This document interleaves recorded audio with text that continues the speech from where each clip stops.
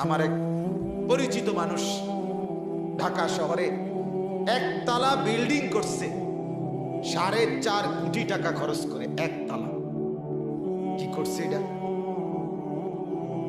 সেই ভদ্রলোক কিছুদিন আগে ইন্তেকাল করছে।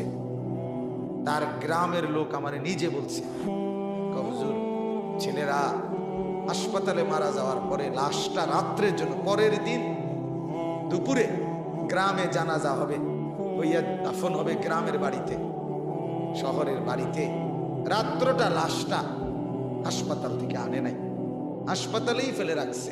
ওইখান থেকেই অ্যাম্বুলেন্স দিয়া গ্রামের বাড়িতে নিছে। 4.5 কোটি টাকার বাড়িতে শেষ রাতটাও থাকতে দেয়। কি ভাব বুঝেন? দুনিয়া এটা না, দুনিয়া বড় স্বার্থ, দুনিয়া বড় ধোঁকা, দুনিয়া বড় পাষাণ, দুনিয়া বড় রাক্ষস। রাক্ষস আপন সন্তান এর একটা দুইটা অগণিত ঘটনা। দাফনও যদি করে থাকে 2 বছর 4 বছর পরে, আজকে ঝামেলা, কালকে ব্যস্ততা, পরশু এই সেই করে করে একদিন বাপের স্মৃতিও নাই, মায়ের স্মৃতিও নাই, সংসারে আর কোনো আলোচনা নাই। আমার দাদার কথা আর আজ আলোচনা নাই, আমার দাদার বাবার কথা আজ আর আলোচনা আছে কিছু? ওই আমার ফ্যামিলিতে তো নাই। আমার দাদার ইন্তেকালের 12 বছর 14-15 বছর পরে আমার দাদা বড় জমিওয়ালা ছিলেন, গ্রামের মধ্যে সম্পদশালী ছিলেন। আমার জ্যাঠা এখনো বাইচা আছে। আমার জ্যাঠারে আমি বলছিলাম, জ্যাঠা আমার দাদা তো সব কিছু জোগাইয়া গেছে, আপনি আমার দাদার আমলের একটা কিছু আমার একটু দেখান, যেটা আমি দেখবো আমার দাদার স্মৃতি। একটা নুনের বাটি, লবণের বাটি দেখান। আছে? আমার জ্যাঠা চোখের পানি ফেলে বলছিল, কায়দা দিচ্ছে জ্যাঠা। আমার বড় জ্যাঠা, বাবার বড় ছেলে, উনি দাদার বড় ছেলে, উনি বলছে, না ভাতিজা, তোমারে দেখাইবার মতো কিছুই আমার কাছে। 15 বছরের ব্যবধানে সন্তান, সংসারের মানুষগুলো তাদের বাবার স্মৃতি সব শোনাই দিচ্ছে, কিচ্ছু নেই। এই তো দুনিয়া। এই সোফাইটা পৃথিবীর সবচেয়ে মজবুত কাঠ দিয়েও যদি বানায়, পরবর্তী 20 বছর না 10 বছরের ব্যবধানে এটা আর ওই ঘরে থাকবে না। মজবুত হলে কি কইব, এই মডেল এখন আর চলে না, ঠিক কিনা বলেন? কইডি হালাও হালা, আরে তোর বাপে বানাইছে বেটা, কষ্ট করে বানাইছে রে ফুট, আরে থো বেটা আব্বাই বানাইছে। কি আব্বা বানাই? যেগুলো এখন চলে না এগুলো লইয়া বয়ে থাকলো বলে কি? এটার নাম তুমি। খাট থাকবে না, সোফার স্মৃতি থাকবে না বাপ, বিল্ডিং এর স্মৃতি থাকবে না, ইট বালু আর সিমেন্টের স্মরণ করবে না, কাঠ পালং আর বাজার সদাইয়ের স্মরণ করবে না, টিকে থাকবে না।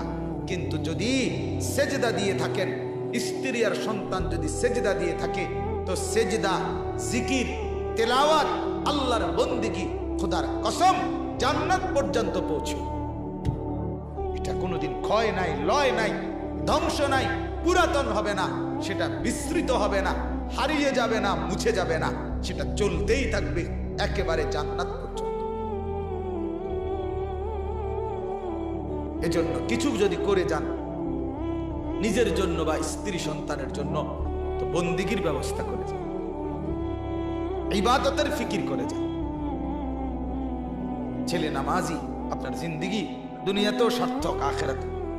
মেয়ে নামাজি, পর্দানশীল, দুনিয়াতেও কামিয়াব, আপনি আখিরাতেও কামিয়াব। আপনিও লাভবান, ওরাও লাভবান। শুধু দুনিয়া মিলাইয়া গেলেন, শুধু ভাত মাছ চাল ডাল, পান সুপারি, বন বিড়ি সিগারেট, কাঠ পালং সোফা ফার্নিচার, মা বোনদের গহনা অলংকার, powder, Fair and Lovely, makeup box, নাটক, সিনেমা, টেলিভিশন, নাচ গান, পাঙ্গাস, তেলাপিয়া, পাতাকপি, ফুলকপি, টমাটো, ধনিয়া পাতা, কাঁচামরিচ, খিরা, শুধু এই মিলাই দিয়ে গেলে প্রতিদিন রাত দিন এই এক টেনশন।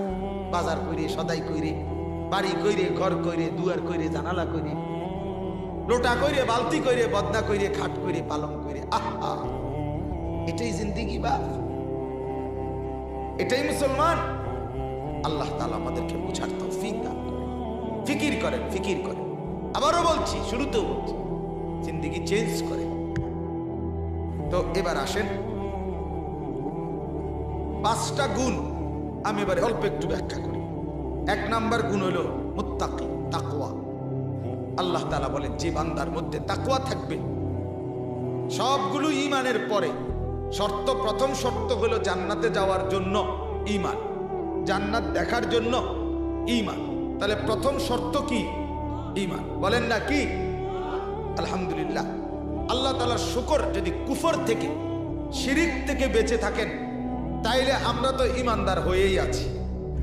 আলহামদুলিল্লাহ। রব্বুল আলামিন জিন্দেগির সবচেয়ে বড় নিয়ামত, একেবারে মেন সিমটা, ঈমানটা আল্লাহ তাআলা মায়ের পেট থেকেই দিয়েই আমাদেরকে পৃথিবীতে পাঠাইছে।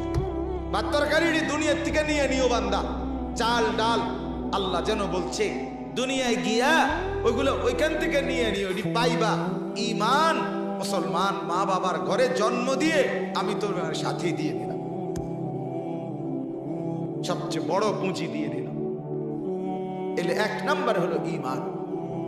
ঈমান আমরা আলহামদুলিল্লাহ নিজেদেরকে মনে করি আমরা মুসলমান, আমরা ঈমানদার। এবার আমাদের করণীয় হলো 1 নাম্বার গুণ মুত্তাকি হওয়া। কি হওয়া বলেন? তাকওয়া। তাকওয়া মানে কি? তাকওয়া মানে হচ্ছে 2 কথা। 1, কোন গুনাহ আমার দ্বারা না হওয়া, গুনাহ হবে না, গুনাহ হতে পারবে না, গুনাহ ছাড়তেই হবে, গুনাহ ছাড়তেই হবে। এটাই তাকওয়া, এটাই তাকওয়া। গুনাহ না করা, গুনাহ না করা, এরাই বলে মুত্তাকি। যে গুনাহ করে না তাকে মুত্তাকি, যে গুনাহগার নয় তারে তাকওয়াবান বলে। গুনাহ না করা এটাকেই বলে তাকওয়া।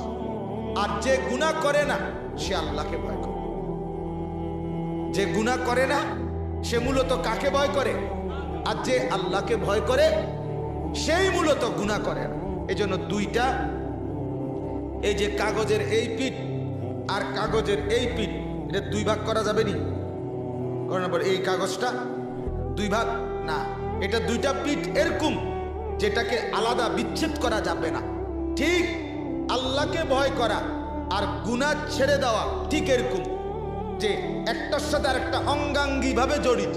লোকটা আল্লাহকে ভয় করে মানেই সে গুনাহ করে না, লোকটা গুনাহ করে না মানেই সে আল্লাহকে ভয় করে। কথা বোঝেন নাই?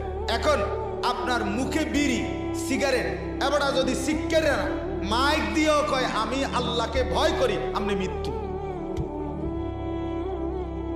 লোকটার ঘরে টেলিভিশন, নাচ গান দেখে স্ত্রী ছেলে মেয়ে, এবারে যদি সিগারেটও কয় আমি আল্লাহকে ভয় করি, আপনি মৃত্যু। মৃত্যু কেন? আপনি মিথ্যাবাদী। উপার্জন করে হারাম, ওজনে কম দেয়, ধোঁকা দেয়, প্রতারণা করে, মিথ্যা বলে, চুরি করে, জিনা ব্যভিচার, যুবক, মদ, জুয়া, নেশা, উলঙ্গ ছবি, নর্তকীর নাচ, এটার পিছনে নাফরমানিতে ডুবা, অবৈধ উপার্জনের মধ্যে ডুবা। তো সে যদি বলে আমি আল্লাহকে ভয় করি, সে সত্যবাদী না মিথ্যু? বলেন, সবাই বলেন মিথ্যু। সে বাটপার, ধোঁকাবাজ, মিথ্যাবাদী। আর আল্লাহকে মিথ্যা বলে দুনিয়া পার পেলেও আখিরাত পার পাবেন। অতএব 1 নাম্বার কথা হলো মুত্তাকি হওয়া। আল্লাহ বলে যদি মুত্তাকি হও, জান্নাত আমি হাসরের বিভীষিকাময় ভয়ঙ্কর মাঠে তোমার সামনে নিয়ে আসবো। শর্ত হলো গুনাহ হইতে পারবে না। এখন আপনি বলবেন, হুজুর কথা তো বলছেন সহজ, গুনাহ করতাম না, এরপরেও গুনাহ তো হয়ে যায়। আমি আগেও বলছি, একটু আগে, গুনাহ হতেই পারে, ইমানদারের গুনাহ হবেই, কিন্তু গুনার উপরে জমে থাকবে না, গুনার উপরে মজবুত থাকবে না। বড় আল্লাহ তাআলা ব্যবস্থা রাখছে, গুনাহ যদি হয়ে যায় বান্দা, তুমি আগে সিদ্ধান্ত নাও গুনাহ করবা না। ঠান্ডা মাথায় গুনাহ করো না, ইচ্ছা করে গুনাহ করো না, বারবার গুনাহ করো না, স্বাভাবিক গুনাহকে বানাইও না। এরপরে যদি কখনো গুনাহ হয়ে যায়, সাথে সাথে 3টা কাজ করো। কয়টা কাজ? কয়টা কাজ? 3টা। একটা ওরসেলাইন, একটা ফ্লাজিল, সাথে একটা নাফাকা। তিনটা কাজ করে নাও। এক, এই গুনাহ যেটা হয়ে গেছে এক্ষুনি ছেড়ে দাও। এক। দুই, আর করবা না, আল্লাহর কাছে সেটা এক্ষুনি ওয়াদা দাও। তিন, আল্লাহর কাছে বলো, মাওলা আমি লজ্জিত, আমাকে মাফ করে দেন। আল্লাহ তাআলা আরশে আজিম থেকে বলবে, সাথে সাথে মাফ করে দিলাম। যাও, তুমি মুত্তাকি থাকবা। তাইলে অসুবিধা কোথায়? গুনাহ হতেই পারে, গুনাহ হতেই পারে, কিন্তু গুনাহ হতেই পারে একটা কথা, গুনাহ হতে পারে এটা একটা কথা। আরেকটা হলো গুনাহটাকে আমি একবারে প্রতিষ্ঠিত করে নিজের জিন্দেগির সাথে সকাল বিকাল বানায় ফেললাম, এটা কি উচিত? কথা বলেন, এটা ইমানদারের শান। তাহলে আমি এটাই বুঝাইতে চাই। তাইলে মুত্তাকি বলে কাকে? যে আল্লাহকে ভয় করে। একই কথা, আল্লাহকে যে ভয় করে মানে কি? যে গুনাহ করে না। আর যে গুনাহ করে না সে আল্লাহকে ভয় করে। তাহলে একটা আরেকটার থেকে আলাদা? কথা বলেন আলাদা না। আল্লাহকে ভয় করে মানেই হলো গুনাহ করে না, গুনাহ করে না মানেই হলো আল্লাহকে ভয় করে। এই জন্য নবীজি বলছেন, ইত্তাকিল মাহারিম, যেটা আমি হাদিস পড়ছি, তুমি সমস্ত হারাম নিষিদ্ধ বস্তু থেকে বেঁচে থাকো, তাকুন আবাদান নাস, তাহলে তুমি হবে সবচেয়ে বড় ইবাদত গুজার বান্দা, ফরহেজগার। ফরহেজগার তুমি ফরহেজগার। নবীজি বলেন, ইত্তাকিল্লাহা হাইসুমা কুনতা, আমার উম্মত যেখানেই থাকো আল্লাহকে ভয় করো, গুনাহ ছেড়ে দাও। যেখানেই থাকো, রাতে কিংবা দিনে, একাকী কিংবা প্রকাশ্যে, একজনে কিংবা 10 জনে, আল্লাহ বলে নবী বলে গুনাহ ছেড়ে দাও। আল্লাহ তাআলা সর্বাবস্থায় যেখানেই থাকো আল্লাহ দেখে। আল্লাহ দেখে কিনা বলেন? রাত 2টা বাজে, যুবক তোমরা যারা উলঙ্গ ছবি দেখো, নর্তকীর নাচ দেখো, ডানে বামে তাকাইয়া দেখে মা ঘুমায় গেছে, বাপ ঘুমিয়ে গেছে, এলাকাবাসী ঘুমায় গেছে, কেউ জায়গা নাই, সে মনে করে আমি একা, এজন্য গুনাহ করছে। অশ্লীল ছবি দেখছে, উলঙ্গ নাচ দেখতেছে, মনে করে কেউ দেখে না। আর শাজিম থেকে রব্বুল আলামিন ডাক দিয়ে বলে, আনিস আমি জেগে আছি, আমি দেখতেছি, আমি দেখছি বান্দা, আমি আছি, আমি ঘুমাই না, আমি ঘুম যাই না, আমি ঘুমাই না। আলাম ইয়ালাম বিআন্নাল্লাহ ইয়ারা, আল্লাহ বলে বান্দা তুমি জানো কি আমি কিন্তু সারাক্ষণ তোমাকে দেখি। কতক্ষণ? আবার বলেন রব্বুল আলামিন দেখেন কতক্ষণ, কখন কখন? সারাক্ষণ। ওহুয়া মাকুম আইনামা কুনতুম, আল্লাহ বলে তুমি যখন যেখানেই থাকো আমি রব্বুল আলামিন সেখানেই তোমাকে সাথে নিয়ে থাকি। আমি তোমার সঙ্গেই আছি, আমি তোমার পাশেই আছি, আমি তোমার কাছেই আছি, তুমি আমার নজরেই আছো। ওয়া নাহনু আকরাবু ইলাইহি মিন হাবলিল ওয়ারিদ, গর্দানের যেই রগ ছিঁড়ে গেলে তুমি মরে যাবে, আল্লাহ বলেন সেই রগ তোমার যতটা কাছে, আমি মাওলা তোমার তার চাইতে বেশি কাছে, আমি একদম কাছে। আল্লাহ নবীকে বলেন, আল্লাযী ইয়ারাকা হিনা তাকুম, বন্ধু আপনি যখন আমার ইমানদার বান্দাদের সাথে নামাজে দাঁড়ান, আমি সরাসরি 2 চোখে আপনাকে দেখি। ওয়া তাকাল্লুবাকা ফিস সাজিদিন, বন্ধু আপনি যখন আমার সেজদাকারী বান্দাদের সাথে উঠা বসা করেন, আমি আল্লাহ তখন সরাসরি আপনাকে দেখি। আল্লাহ থেকে আড়াল করার সুযোগ আছে কি ভাই? ইন্নাল্লাহা লা ইয়াখফা আলাইহি শাইউন ফিল আরদি ওয়ালা ফিস সামা, আল্লাহ বলে 7 তবক জমিনের নিচে 7 আসমানের উপরে কোন জিনিস আমার থেকে আড়াল না। 7 তবক জমিনের নিচে যে পিঁপড়া হাঁটে আর 7 আসমানের উপরে যে ফেরেশতা হাঁটে, আল্লাহ বলে দুইটাই আমি সমানভাবে দেখি, সমানভাবে দেখি। অতএব আমরা যদি আখিরাতে পরকালে জাহান্নাম থেকে বাঁচতে চাই, জান্নাত নিজের সামনে দেখতে চাই, 1 নাম্বার শর্ত গুনাহ করা যাবে না। কি করা যাবে না বলেন না? গুনাহ করা যাবে। নিজের উপরে দয়া করেন।